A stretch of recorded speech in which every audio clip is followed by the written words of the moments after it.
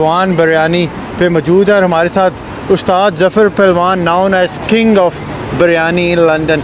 तीसरा साल है इनका, ये फ्री इफ्तार दे रहे हैं और उसके साथ साथ स्टूडेंट्स और जो भी लोग यहाँ पे थोड़े से मालियाती तौर पे थोड़ा सा मसला उनकी हेल्प कर रहे हैं।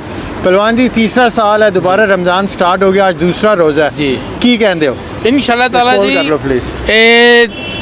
30 दिन इंशाअल्लाह ताला साडा इत्थे यही रौनक होएगी। इंशाअल्लाह ਵਧੇਗਾ ही घटेगा नहीं। अल्हम्दुलिल्लाह ਸਾਡੇ ਜਿਸ ਤਰ੍ਹਾਂ ਕਿ ਅਗਨਾ ਭਾਈ ਨੇ ਸਰਦਾਰ ਭਾਈ ਨੇ ਆ ਕੇ ਹੈਲਪ ਕਰਦੇ ਨੇ। ਇਸ ਤਰ੍ਹਾਂ ਬਹੁਤ ਬੱਚੇ ਆਏ ਹੋਏ ਨੇ ਜਿਹੜੇ ਕਿ ਦੂਰੋਂ ਵੀ ਆਏ ਨੇ, ਨੇੜੇ ਵੀ ਆਏ ਨੇ, ਕੰਮ ਕਰਦੇ ਪਏ ਨੇ।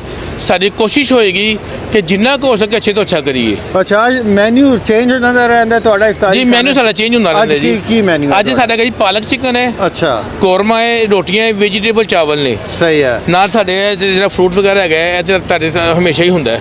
मैं कई लोग मैं ਵੇਖ ਰਿਹਾ ਆ ਰਹੇ ਨੇ ਕਹਿ ਰਹੇ ਨੇ ਕਿ ਜੀ ਅਸੀਂ ਕੰਮ ਤੇ ਜਾਣਾ ਹੈ, ਪਹਿਲਵਾਨ ਜੀ ਸਾਨੂੰ ਹੁਣੀ ਪਾ ਦੇਵੋ ਜੀ। ਤੇ ਤੁਸੀਂ ਉਹਨਾਂ ਨੂੰ ਉਹ ਪਾ ਫਿਰ ਕੇ ਅਸੀਂ ਕੀ ਦੁਕਾਨ ਹੈ? ਜਾਂਗਾ ਬਾਹਰੋਂ ਤਾਂ ਨਹੀਂ, ਅਸੀਂ ਅੰਦਰੋਂ ਦੇਣੇ ਪਏ ਉਹਨਾਂ ਨੂੰ। ਅੱਛਾ। ਪਲਾਓ ਬਿਰਿਆਨੀ ਅਸੀਂ ਦੇਣੇ ਪਏ ਆ ਦੇ ਰਹੇ ਹੋ। ਕਿ ਅਸੀਂ ਟੇਕ ਵੇ ਅੰਗਨਾ ਥੋੜਾ ਬਹੁਤਾ ਜਿਹੜਾ ਹੁੰਦਾ ਹੈ। ਸਾਡੀ ਕੋਸ਼ਿਸ਼ ਹੁੰਦੀ ਹੈ ਵੀ ਇਫਤਾਰੀ ਟਾਈਮ ਤੇ ਕਰੀਏ।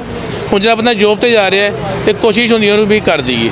ਸਹੀ ਹੈ। ਤੇ ਕੀ ਮੈਸੇਜ ਦੇਵੋਗੇ ਬਾਕੀ ਜਿਹੜੇ ਬਿਜ਼ਨਸਮੈਨ ਹਨ? ਬਾਕੀ ਮੈਂ ਇਹੀ ਕਹਾਂਗਾ ਕਿ ਯਾਰ ਅਗਰ ਮਾਈਕ ਨੂੰ ਥੋੜਾ ਜਿਹਾ ਇਸ ਤਰ੍ਹਾਂ ਮੋੜ ਲਵੋ, ਇਸ ਤਰ੍ਹਾਂ ਤੱਕ। ਹਾਂ ਮੈਂ ਇਹ ਕਹਾਂਗਾ ਕਿ ਜੇ ਦੂਸਰੇ ਬਿਜ਼ਨਸਮੈਨ ਹੈਗੇ ਨੇ ਜੀ। ਕਿ ਤੁਸੀਂ ਅੱਲਾ ਦੇ ਦਿੱਤੇ ਜੋ ਦੇਣਾ ਹੈ ਓਕੇ ਤੇ ਕੋਸ਼ਿਸ਼ ਕਰੋ ਕਿ ਇਹ ਰਮਜ਼ਾਨ ਦੇ ਮਹੀਨੇ 'ਚ ਅਗਰ ਜਿੰਨਾ ਕੁ ਹੋ ਸਕੇ ਦੇਵੋ।